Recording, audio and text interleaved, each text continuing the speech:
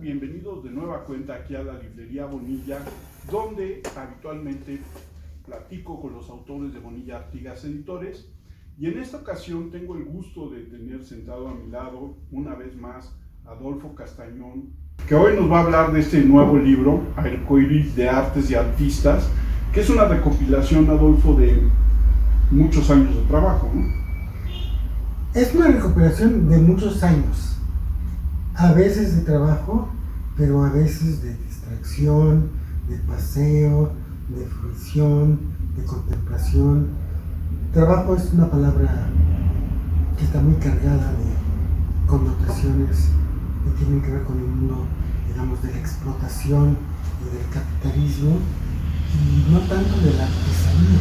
Okay. Entonces es una recopilación de muchos años, de distintas formas de aproximarse al tema del arte, sea lo que represente, y prueba de eso es que este libro es también en cierto modo una especie de reojo de mi propia obra, porque está compuesto como una antología.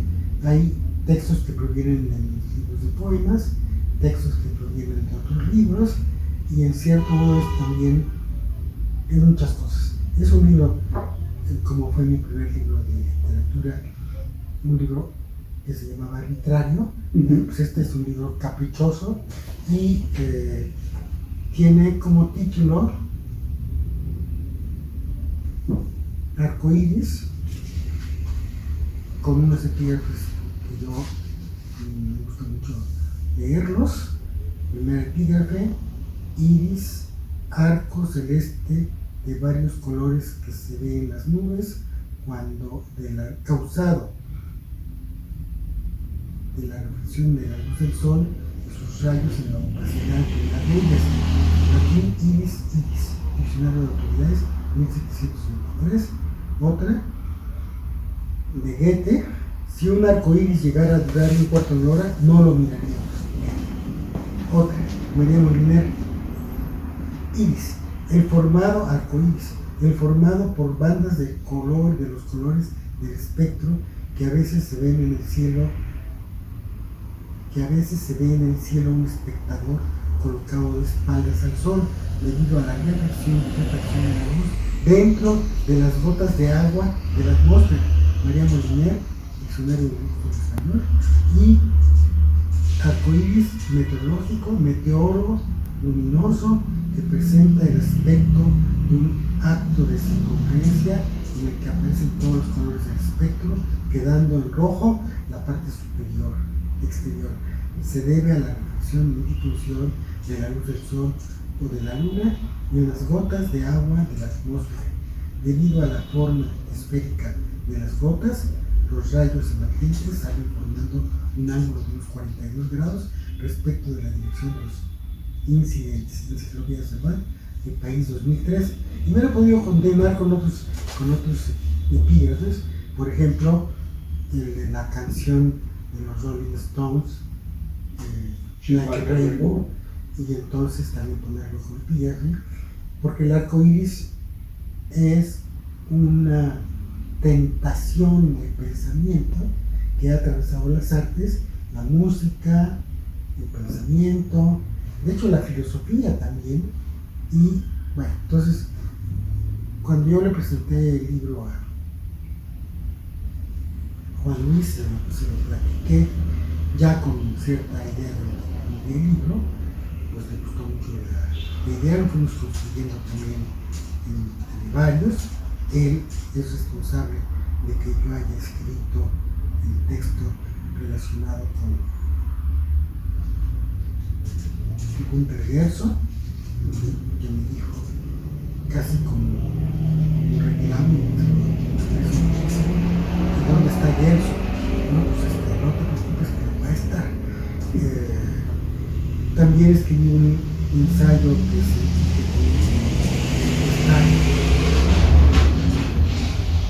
sobre Manuel Trigueres, que es un contexto inédito. Y hay textos de algunos pintores, y hay un texto, porque bueno, Y es un recorrido histórico, y es un recorrido geográfico, y es un recorrido de amigos, donde conviven la cultura, el dibujo, la escultura, el collage. Por ejemplo, María José Paz, aparte de ser la esposa de Octavio Paz, era una artista de las cajas de collage, entonces por eso ya está ahí. También están los críticos de arte, como Teresa del Conde, y un repaso de la exposición de Ernesto Graqueño, Octavio Paz y el arte, y eso me lleva a decir que en cierto modo, con toda proporción guardada, este sería como los privilegios de la amistad de Castañón, es decir, en la organización de las obras completas de Octavio Paz hay 2 volúmenes que están dedicados a los textos de pintura y artes plásticas. Él escribió uno dedicado al arte universal y otro dedicado al arte mexicano. Yo aquí solo estoy exponiendo del arte mexicano. Empezamos el libro. El libro incluye, conviven ensayos y poemas. El último es una carta a Notre Dame que está escrita recién ocurrido el incendio, y el primero es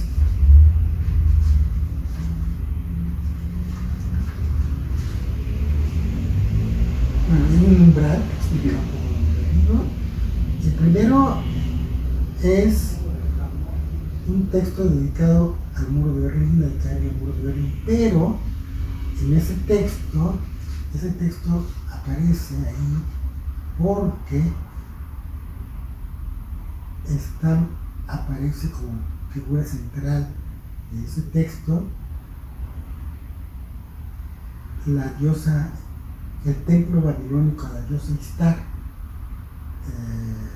que está en el Museo del Pergamino de Berlín, que tiene la particularidad de ser ese templo una obra maestra ya no solo de la arquitectura, sino del pensamiento, porque es un texto, es una construcción, la del templo babilónico, cuyos ladrillos, cuyos tabiques están diseñados de tal manera que el templo puede volverse a reconstruir en cualquier parte.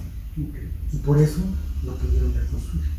Entonces, eso es como un signo de la forma en que la humanidad tiene de comunicarse a sí misma a través de los siglos, de los milenios, gracias a el pensamiento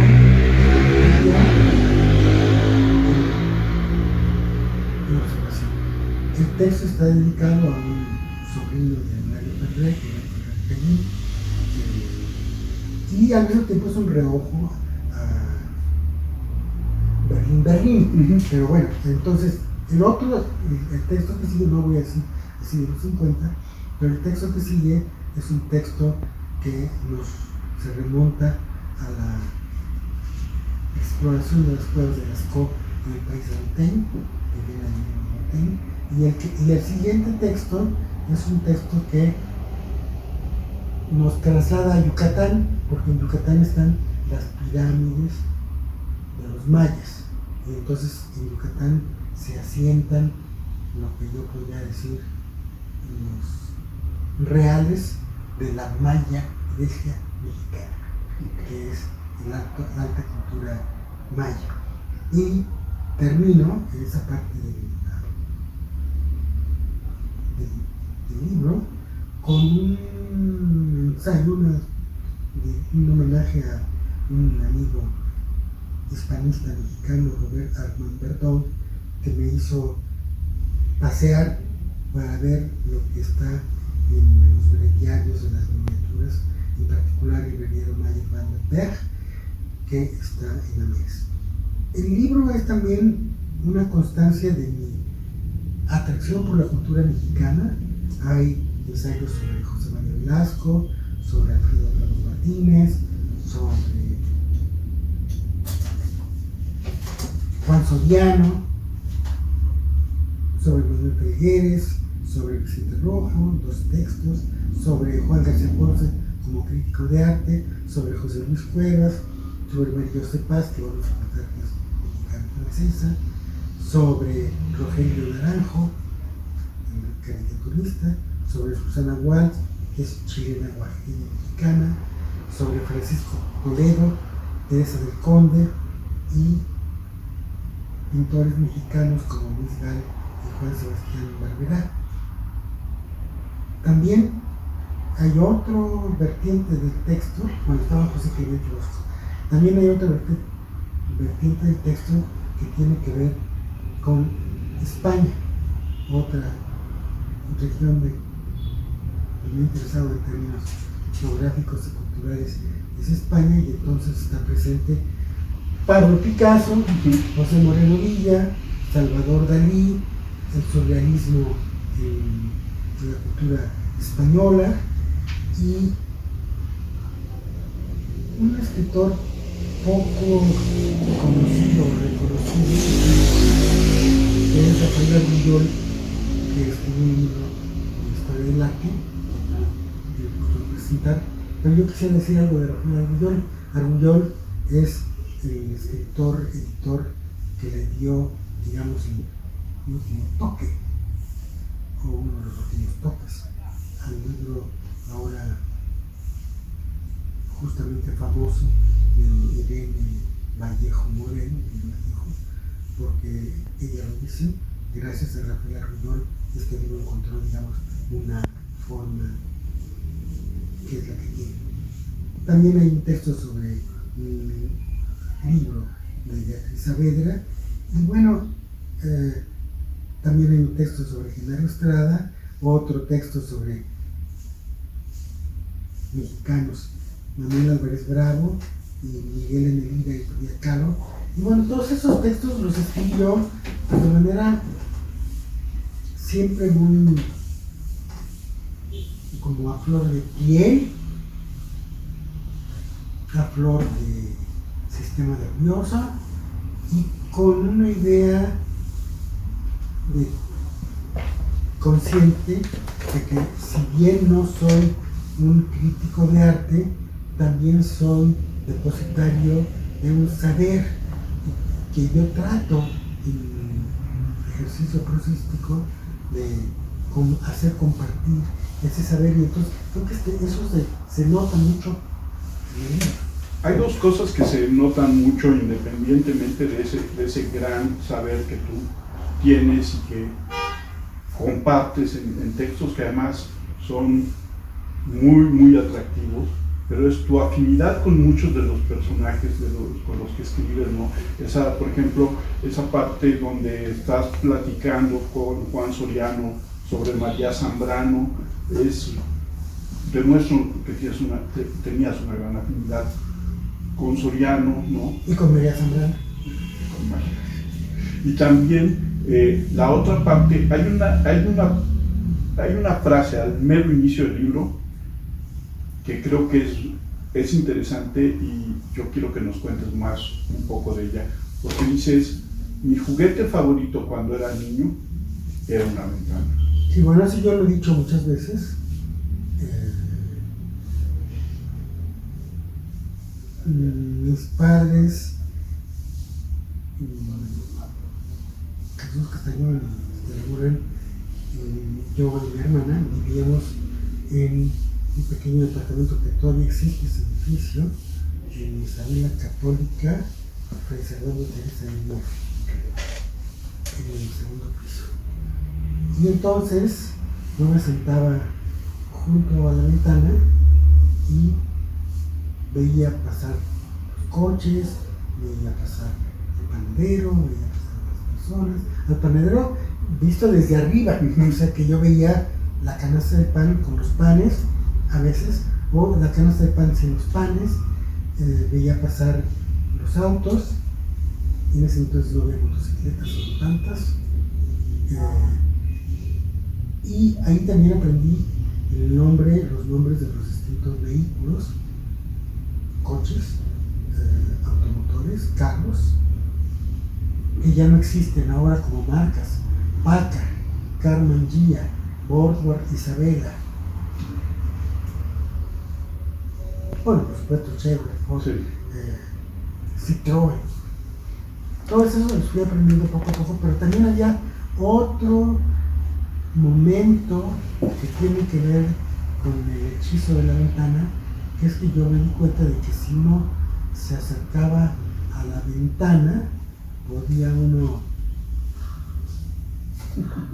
con el aliento hacer que la ventana se empañara y entonces dibujar en el cristal de la ventana trazos y eventualmente hacer emerger del trazo hecho en el cristal figuras, estrella, luna, muy elementales, muy primarias. Entonces, para mí, estar frente a una ventana es estar frente a un espacio maravilloso, y esa ventana, en cierto modo, yo diría que es más adelante la propuesta del arte. El arte es una ventana a los sueños, al pasado, al mundo, a la experiencia pictórica de los distintos artistas.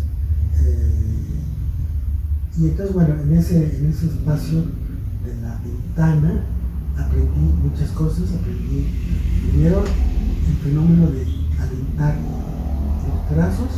Dos, aprendí que desde la ventana se podían ver muchas cosas, que yo era capaz de quedarme toda una mañana viendo la ventana. Y hay un juego complementario, por eso ya no de la ventana, sino que tampoco está contado aquí, que tiene que ver con subir a la azotea, y entonces, mientras la sirvienta estaba lavando, yo me asomaba, digamos, a la parte prohibida, digamos, porque los niños no podían subirse hacia la calle, porque era peligroso, pero yo me asomaba y pegaba la boca y los labios, así, al cemento, hasta que los labios se secaban y yo desprendía los labios y me hacía sangrar. Y entonces, claro, eso aterraba a mis padres, que yo hiciera esas cosas, pero yo tenía, digamos, esas tentaciones. Entonces, esa no la puse aquí, pero voy a poner porque tiene que ver con la misma época. Pero regreso entonces al tema de la ventana. El tema de la ventana también tiene que ver con el tema de los sueños, porque los sueños también son como túneles que nos pasean por mundos y que salen por ventanas. Entonces, este libro, Arcoíris, es en realidad una meteorología que incluye museos dentro de sí mismo. Yo creo firmemente que este libro puede resultar muy interesante, más allá de mi escritura como espectador, pues como un pequeño libro de iniciación artística para los jóvenes estudiantes que no saben cómo ver pintura. Yo tampoco sabía cómo ver pintura, pero fui aprendiendo, me fui documentando, y creo que el ejercicio no es de todo desafortunado. No, yo creo que no, y creo que además, como tú dices, sirve no solamente para aprender a ver pintura, sino sirve para conocer, ahora sí que el arcoíris, el vasto arcoíris de artistas que pasaron, no solamente ya los que pertenecen que son anteriores al siglo XIX, pero sí los que fueron siglo XX en este país y que siguen existiendo, algunos hoy en día del siglo XXI, ¿no? Y que tienen tan poca promoción o tan poco reflector, ¿no? Porque como tú dices, hay escritores, a mí por ejemplo el caso de Moreno Villa, que es un caso que me gusta mucho, sobre todo yo soy más de sus textos cuando llega a la Ciudad de México y la redescubre, o esos dibujos que hacía de las manos de los intelectuales, ¿no? Que están también en un libro y están todos. Sí, un libro que reeditó Alejandro Arras.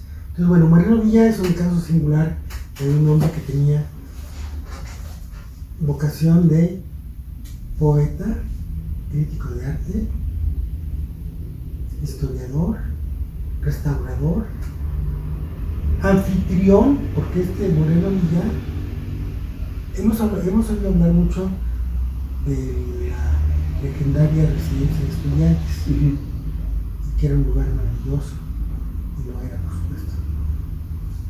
Pero no se socializa suficiente el hecho de que el mayordomo o anfitrión, el huésped permanente de la residencia de estudiantes, el inquilino que pasó varias décadas ahí, era este poeta que había ido a estudiar química a Alemania, que se había convertido en la filosofía, que había hecho estudios de historia del arte, que era un hombre que podemos decir que se expresaba con las dos manos, y yo no sé si con los pies, pero con las dos manos sí, y que era capaz, era capaz de caminar y de conversar.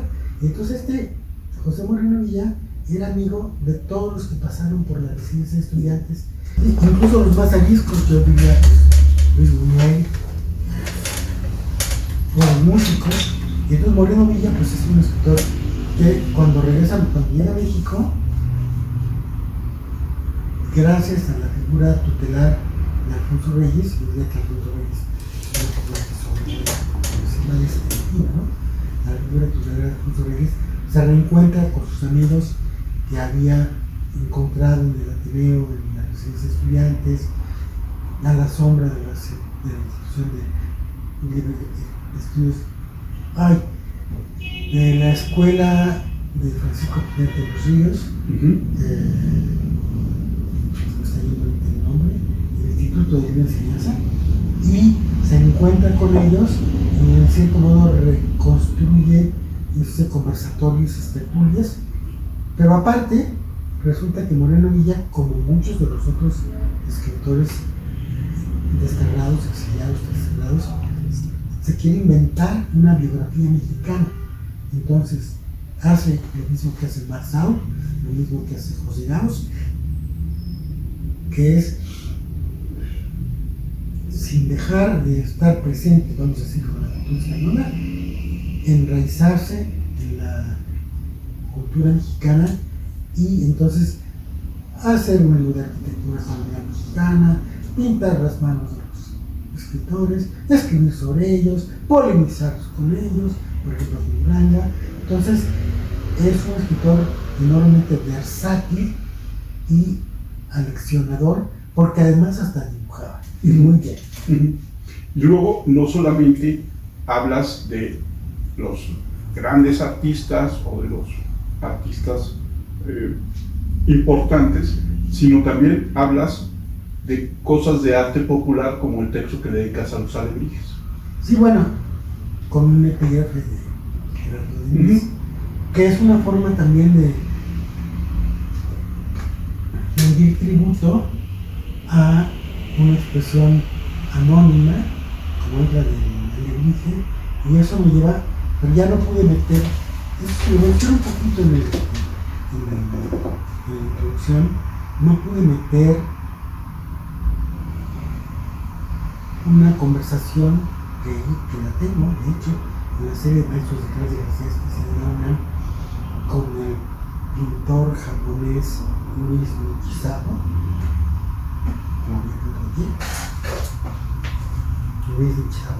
porque Luis Nichizawa es un escritor eminente en Japón y en México, un hombre patrimonio en Japón y en México, y este hombre, Luis Nichizawa, que vivía aquí en Tehuacán, que era de estirpe samurái y que tenía vestidos de eso, aquí en Tehuacán, había fundado en Toluca una escuela de artes plásticas donde enseñaba a las personas a pintar y dibujar, pero también organizaba cada año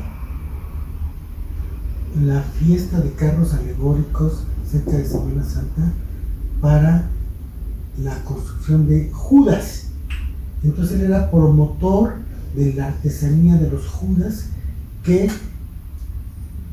en Toluca se convirtió en una tradición donde la artesanía de hacer el Judas se mezcló con la inspiración política, histórica, y entonces esos Judas de pronto se convertían en formas de carnavalizar los hechos de la vida cotidiana o de la política cotidiana mexicana, y entonces hacían unos desfiles y pues, se quedaron 2 o 3 como ganadores.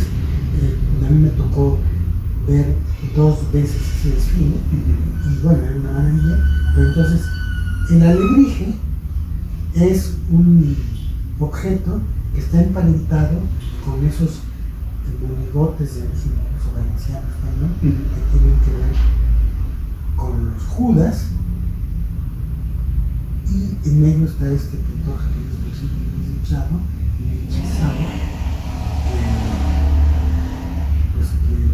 no tuve tiempo de hacer la entrevista para ponerlo aquí.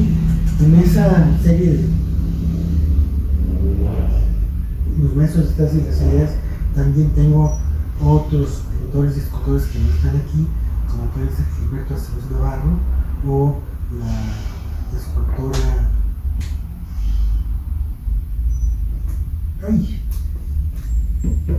la escultora Vivian Cayacapan, no te voy a jugar.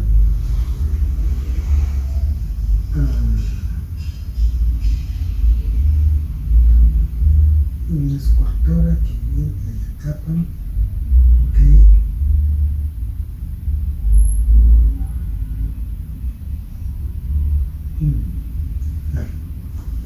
ahorita regreso a esa. Entonces, bueno, quiere decir que yo, aparte de este libro, tengo otros materiales que podría yo eventualmente hacer un nuevo arcoíris. Hacer otra propuesta. Y también eventualmente podría yo hacer una propuesta sobre cosas de música, porque también escrito un poquito de cosas de música, y pues digamos que el panorama de mi sensibilidad poética, literaria, tiene mucho que ver también con un mundo amplio de las artes, en los sentidos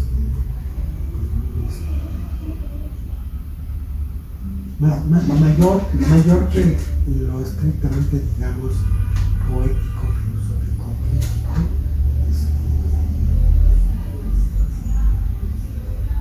Y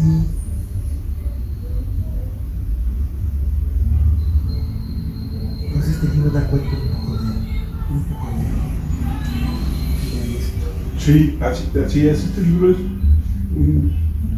¿Y cómo se llama esta señora? Se me está revisando el nombre de la escultora. Sí. Es una escultora muy famosa. Acevedo. Bueno, al ratito me voy a regresar y la y esto, pero es esta parte que es un libro, como tú dices, que es solamente una muestra de todo tu conocimiento, de toda tu sensibilidad, de toda tu experiencia en el mundo artístico, pero yo diría más bien en el mundo estético, y todas las reflexiones a las que te ha llevado, ¿no? Sí. Helen Escobedo. Si quieren nos regresamos. Esa escultora que se me olvidaba es Helen Escobedo, cuya escultura pues está plantada en muchos lugares de Europa. Que por cierto, Helen Escobedo llevó su dignidad estética hasta hacer un video para que lo compartieran sus amigos después de que ella muriera. Entonces, Helen Escobedo tenía esa sensibilidad buenísima, y Helen Escobedo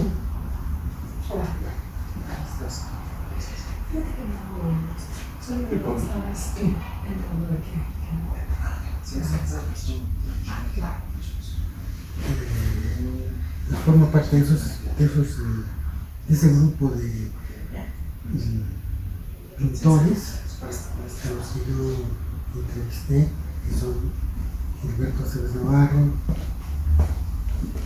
Helen Escobedo, Luis Gustavo, Juan Benito Artigas, arquitecto, padre de nuestro Juan Benito Artigas Alvarenga, que es Juan Benito Artigas, se llama por la apellido del padre, del arquitecto, porque también es de la arquitectura, ¿no? Sí.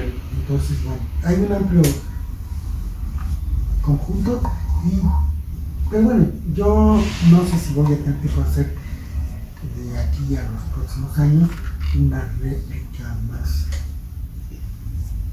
sazonada de las incursiones de las artes plásticas, pero por lo pronto ya me di el gusto y le agradezco mucho a Juan Luis Bonilla la confianza y depositó en mi tarea de hacer este arcoíris, que como digo, para mí tiene diversos valores. Por una parte tiene un valor autobiográfico, tiene un valor estético basado en Cervera, y también tiene un valor, diría yo, propedéutico, porque hasta pienso que puede ser un libro que le puede enseñar a los jóvenes una forma de aproximarse al arte sin demasiadas pretensiones. Porque creo que también el libro tiene una dimensión de sencillez y de capacidad de comunicación que no pasa por los lenguajes ásperos con todo respeto a los amigos filósofos, de la filosofía, de la crítica o de la antropología, que son lenguajes a veces demasiado ensimismados, demasiado astringentes. Este libro trata de ser otra cosa. Sí, es un libro muy ameno que da una vista de mucho arte, mucha reflexión, a mí me llama la atención eso que tienes, la variedad de repente de hablar de Picasso, pero también de los alebrijes, o en el caso de artes muy del siglo XX como la fotografía, ¿no? Tengo dos de Manuel Álvarez Bravo y no en vaque, digamos. Y de Rogelio Naranjo en el caso de un arte que es el de la caricatura, ¿no? Claro. Hubiera podido hacer otros caricaturistas, pero creo que la dignidad de la caricatura la expresa muy bien Naranjo. Podía haber hecho uno de Posada, que no puede hacer. Podía haber hecho uno de Graciela Iturbide, se lo debo. Pero por lo pronto están aquí los que están. La caricatura en México tiene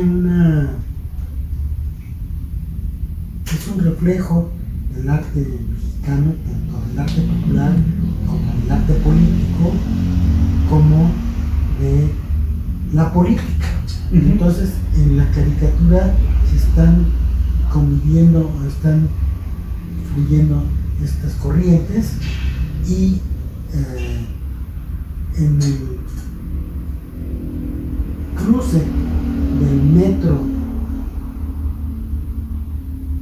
Zapata, que va entre la línea 3 y la línea 2, hay un pasaje de la caricatura que yo creo que es un paisaje bastante intencionado, porque desde mi punto de vista de peatón yo hubiera podido pensar que se pueden tener otros caricaturistas aparte de esos caricaturistas que ellos ponen.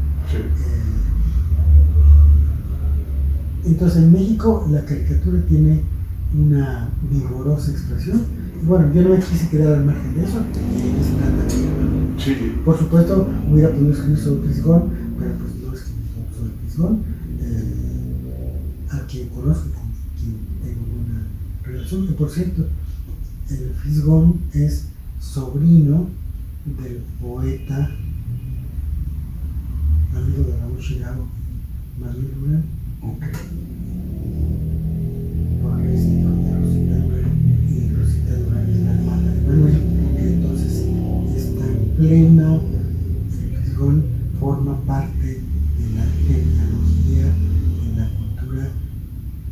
consagrada en el ámbito mexicano, y que lo ha llevado, digo, es una persona plenamente integrada, pero lo que quiero decir es que no viene de ninguna parte, tiene una raíz muy viva, era muy amigo de Carlos Ibáñez, pero tiene de dónde sacar, tiene un árbol genealógico. Y eso también me lleva a decir otra cosa. Los artistas que están aquí reunidos muchas veces tienen padres que fueron artistas. Quizás Juan Soriano no, pero Frida Kahlo, sí, Frida Kahlo tuvo un padre que fue fotógrafo, sí. Y si nos vamos así a rascarle, vamos a encontrar con que muchos de ellos tuvieron una genealogía intelectual o artística. Vicente Rojo no era hijo de un pintor, pero sí era hijo de un general que pensaba. Y así. Sí, es un libro que, como tú dices, no solamente aproxima o puede aproximar al lector, sobre todo al joven lector, a interesarse por la pintura, sino a interesarse por la cultura, ¿no? Y que al ser un libro escrito en ensayos, en poesía, en entrevista, en esta variedad que tiene el libro en sus géneros, pues también invita a que la lectura sea mucho más amena y mucho más fácil. Sí, yo, digamos, en un futuro, a lo mejor me gustaría escribir algún texto, o algunos textos, pero sobre todo un texto sobre el arte en la filatelia, o la filatelia y el arte. Hay un compañero académico, Fernando Nava, que es un gran coleccionista de sellos de todo el mundo, y que heredó los sellos de su padre o de su tío, y nos dio en la academia una vez una lección sobre la filatelia en el mundo, que está muy relacionada a la filatelia con los movimientos políticos y las incidencias, los grandes cambios de la cultura. Y entonces, bueno, él me ha hecho ver, nos ha hecho ver cómo a través de los timbres se ha dado una creación y un estímulo al arte del grabado, y de ese grabado tan particular que es el que se imprime en los timbres, tanto postales como de otro tipo. Sí, porque hay fiscales también. Hay fiscales y hay timbres que se hacían únicamente como para colección, y además, tristemente, la filatelia no ha desaparecido ni va a desaparecer, pero la producción cada día es menor porque ya no hay cartas, ¿no? Yo tengo un amigo filatelista y bueno, pues, que tiene una filatelia para vender, pues ya el negocio va en caída. Sí, bueno, yo tengo este amigo que es filatelista y está muy interesado en todo lo que es timbres, pero por ejemplo, no hay cartas, pero sí hay impuestos. Y entonces, todas las actas que tienen que ver con la transmisión inmobiliaria están debidamente rubricadas y timbradas. O sea, sigue habiendo el arte de la estampilla. Hay una comisión de estampillas y valores donde se imprimían esas estampillas allá por el Ejército Nacional, que son unas estampillas muy particulares, que no son estampillas de correo, sino que son estampillas con valor fiscal y dinerario. Entonces, la filatelia creo que está amenazada o está en riesgo, pero en cierto modo también hay que relativizar. Okay. Adolfo, yo te quiero agradecer que te hayas sentado una vez más conmigo a platicar de tus libros, en este caso de Arcoíris de Artes y Artistas, editado por Bonilla Artigas, y hayas compartido tu conocimiento con nosotros. No, lo he hecho con mucho gusto, Fernando. Y pues ya habrá otra oportunidad de sentarnos en ese mismo espacio, ya sea para presentarlo alguna vez en el futuro, con un amigo o algunos amigos, o para hablar de otros libros, ya no de otros asesinos, sino de otros autores, porque entiendo que la editorial Bonilla muy diversa, y entonces aquí en esta casa habemos, o hay muchos habitantes, y uno de ellos soy yo, pero solo soy uno entre varios. Y ya hablaremos de varios libros y hablaremos de varias cosas, y siempre es un gusto y un honor tenerte sentado aquí conmigo. Adolfo, ¿dónde te encuentra la gente en redes sociales? Creo que tengo un Twitter que se llama A veces Prosa, y pues ahí me pueden encontrar. No tengo Facebook, pero tengo Twitter. Y tampoco estoy en Instagram ni en otras redes sociales. Pero la Academia Mexicana de la Lengua tiene una página, y Bonilla tiene una página, y gracias a estas dos grandes corporaciones o entidades, pues no paso tan desapercibido, no tengo nada. No paso para nada desapercibido. Yo soy Armando Enríquez, a mí me encuentran en Twitter como @cernícalo, y les recuerdo seguirnos en este nuevo proyecto que tenemos con Bonilla Distribución y Edición, que se llama Artefacto de Letras, donde también colabora Adolfo con una columna. Los invito a que nos lean en nuestro portal, que nos vean en nuestro TikTok, que nos vean en nuestro Instagram, que nos sigan en nuestro canal de YouTube de Artefacto de Letras, y próximamente vamos a tener también nuestro Spotify. Muchas gracias a todos y nos vemos aquí en el canal de Librería Bonilla Difusión con una nueva entrevista con los autores de Bonilla Artigas Editorial.